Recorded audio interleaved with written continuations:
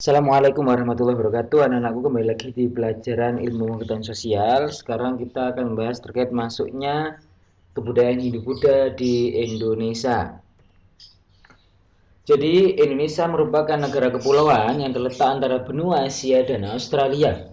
Karena letaknya sangat strategis, maka Indonesia sejak dahulu telah ramai dikunjungi oleh pedagang-pedagang asing, terutama pedagang-pedagang dari India dan Tiongkok. Pedagang-pedagang dari India dalam perjalanannya ke Tiongkok selalu singgah beberapa waktu di Indonesia. Mula-mula mereka melalui jalan darat, tetapi setelah dirasa kurang menguntungkan maka ditempuhlah jalan melalui laut. Jalan laut yang terdekat dari India ke Tiongkok yaitu melalui Selat Malaka. Kapal yang dipergunakan adalah kapal layar tenaga angin. Adanya hubungan tersebut, maka pengaruh agama Hindu-Buddha masuk ke Indonesia. Selain agama, juga kepandaian menulis, kesusastraan, dan seni bangunan banyak berpengaruh. Juga adanya pengaruh agama Hindu-Buddha banyak dirasakan pada kerajaan-kerajaan di Indonesia. Selanjutnya adalah teori masuknya Hindu-Buddha di Indonesia. Yang pertama adalah teori Brahmana. Teori ini menyebutkan bahwa kaum Brahmana sangat berperan dalam upaya penyebaran budaya Hindu-Buddha di Indonesia. Para Brahmana mendapat undangan dari penguasa Nusantara untuk menobatkan raja dan memimpin upacara-upacara keagamaan. Yang kedua adalah teori kesatria. Di masa lampau di India sering terjadi peperangan antara golongan di dalam masyarakat. Para prajurit yang kalah perang kemudian meninggalkan India. Di antara mereka ada yang sampai ke Indonesia. Mereka kemudian berusaha mendirikan koloni-koloni baru. Di tempat itu pun juga terjadi proses penyebaran agama dan budaya Hindu-Buddha. Yang ketiga adalah teori Waisa, yang menyebarkan agama dan budaya Hindu-Buddha adalah para pedagang. Dari para pedagang, lalu para hubungan pedagang dengan para penguasa beserta rakyatnya. Yang keempat adalah teori Sudra. Teori ini menyebutkan bahwa peperangan yang terjadi di India menyebabkan golongan Sudra menjadi buangan. Mereka kemudian meninggalkan India dengan mengikuti kaum Waisa. Dengan jumlah yang besar, diduga golongan Sudralah yang memberi andil dalam penyebaran budaya Hindu-Buddha ke Indonesia. Selanjutnya adalah teori arus balik. Teori ini menyebutkan bahwa banyak pemuda Indonesia yang belajar agama Hindu-Buddha ke India. Di India, mereka mendirikan organisasi yang disebut dengan Sangha. Setelah memperoleh ilmu yang banyak, mereka kembali ke Indonesia dan menyebarkan agamanya. Selanjutnya adalah pengaruh Hindu-Buddha terhadap masyarakat Indonesia. Kehidupan masyarakat masa Hindu dan Buddha dianggap memiliki kehidupan dengan akulturasi antara kebudayaan Hindu-Buddha dan kebudayaan lokal. Kebudayaan ini cukup maju dan telah tumbuh dan berkembang dalam kehidupan masyarakat Indonesia. Bangsa Indonesia yang sebelumnya memiliki kebudayaan asli tidak begitu saja menerima budaya-budaya baru tersebut. Proses masuknya pengaruh budaya Indonesia terjadi dengan adanya akulturasi dan karena adanya hubungan dagang antara Indonesia dan India.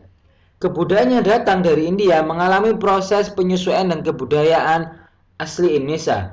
Pengaruh kebudayaan Hindu-Buddha di Indonesia ini dapat dilihat dari peninggalan-peninggalan sejarah. Dalam bidang yang pertama adalah agama, politik, sosial, pendidikan, dan sastra dan bahasa. Yang pertama adalah bidang keagamaan. Sebelum budaya Hindu-Buddha datang, Indonesia telah berkembang kepercayaan yang berupa pemujaan terhadap roh nenek moyang. Kepercayaan ini bersifat animisme dan dinamisme. Animisme merupakan suatu kepercayaan terhadap suatu benda yang dianggap memiliki roh atau jiwa.